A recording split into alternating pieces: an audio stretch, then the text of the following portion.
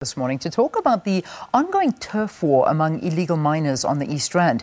In the past 2 weeks, more than a dozen people, including 4 women related to illegal miners, lost their lives during the bloody wars. It's been reported that the Ekurhuleni Central Cluster Community Policing Forum will be taking action and petitioning against relevant parties to take responsibility and come up with solutions to end the war.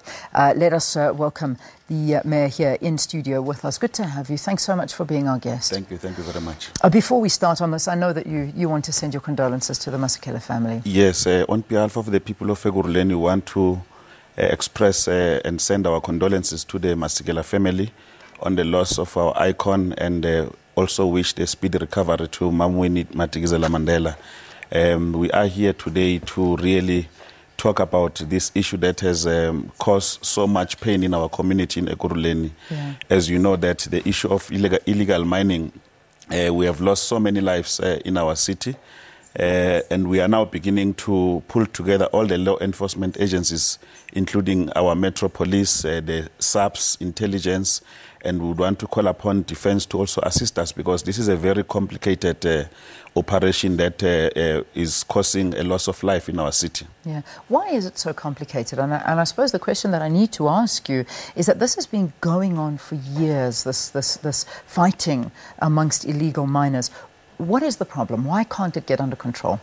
Well, I guess that we need all the social partners to come together.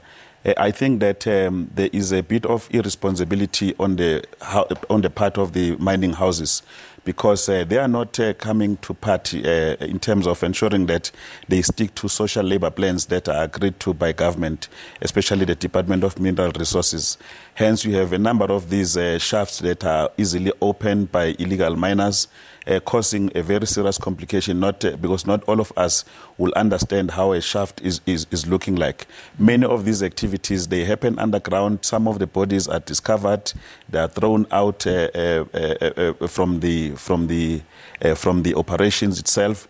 But now what is more worrying to us is the extent to which some of these illegal activities are finding their way into the communities. 4 women were recently killed as a result of one of the illegal miners who was killed, one of the uncles who was killed. We went to visit the family to see some of those activities, and we were quite shocked to learn that 4 women were brutally murdered, and it's related to the illegal mining activities. And we want to call upon members of the community to assist the law enforcement agencies to deal with this particular matter, but also ourselves as government. I think that we must really pay special attention to this horrible illegal mining activities that are taking place in our communities. Why are mining companies not basically securing these unused shafts? Shouldn't they be held liable for this? Because aren't they legally required to do so?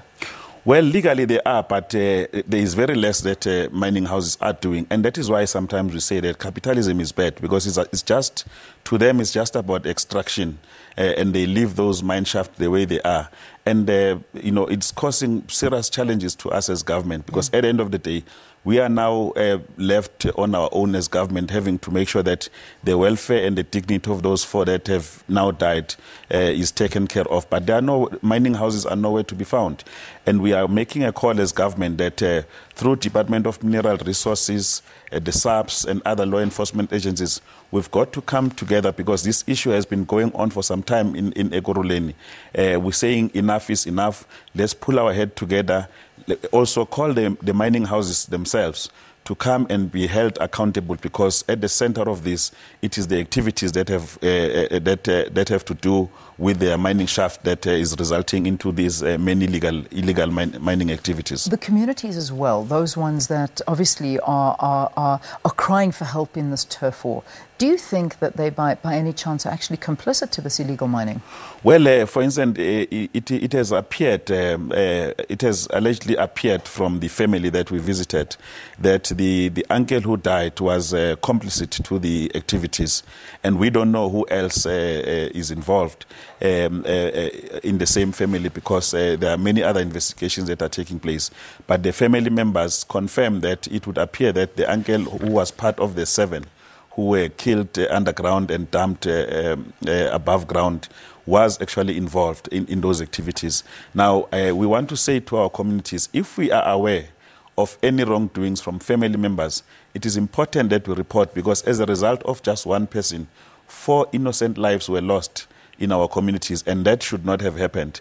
And we want to say that as communities, we've got to be vigilant in ensuring that we protect ourselves, we protect our communities, but also we don't get involved in illegal activities as a whole. Indeed. And of course, it's who the miners are selling this to, because at the end of the day, it's syndicates that are working, no doubt. There's a market, people are buying this, and that needs to be cracked down on as well.